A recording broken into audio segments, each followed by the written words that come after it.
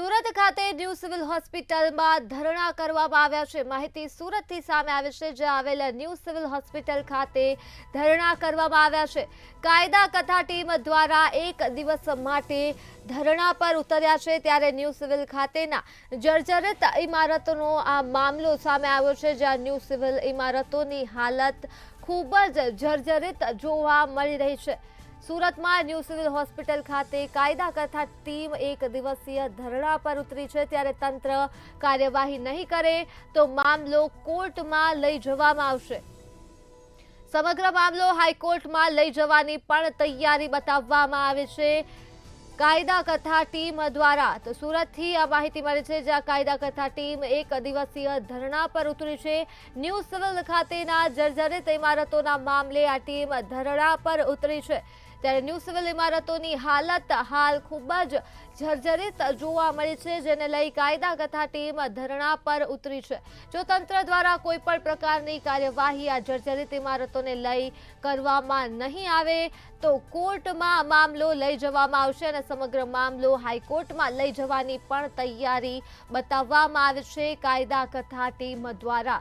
સુરતથી આ વિગતો મળી છે, જ્યાં ન્યૂ સિવિલ હોસ્પિટલ ખાતે ધરણા પર ઉતર્યા છે કાયદા કથા ટીમ। એક દિવસીય ધરણા ઉપર ઉતરવામાં આવ્યા છે, ત્યારે ન્યૂ સિવિલ ખાતેના જર્જરિત ઇમારતનો મામલો સામે આવ્યો છે અને ન્યૂ સિવિલ હોસ્પિટલની ઇમારતો હાલ જર્જરિત જોવા મળી છે, જેને લઈ આ ટીમ ધરણા પર ઉતરી છે।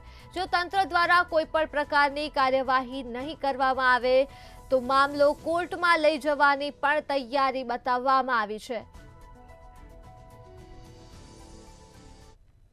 संजय इजावा और मैं कायदा कथा टीम से हूँ और ये जो बिल्डिंग है पिछले 9 साल से जर्जरित जाहिर हुई है, फिर भी आज भी इसके अंदर सारवार चल रही है।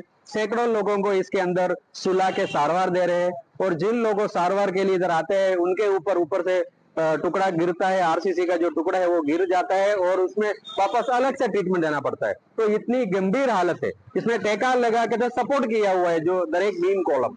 तो ये हालत में इधर कर्मचारी भी कैसे काम करेंगे, मरीज जो आ रहे हैं वो भी कैसे उसमें सारवार लेंगे, ये सब बहुत बड़ी सवाल है।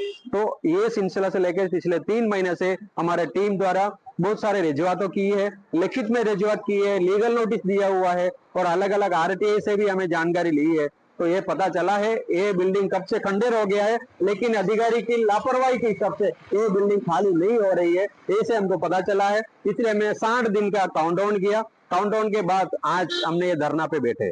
अगर ये धरना से भी अगर काम नहीं चलेगा तो आगे हमें उग्र आंदोलन करने का भी हमारा चिंगी है, क्योंकि ये गरीब लोगों के मदद करने की बात। इनके पास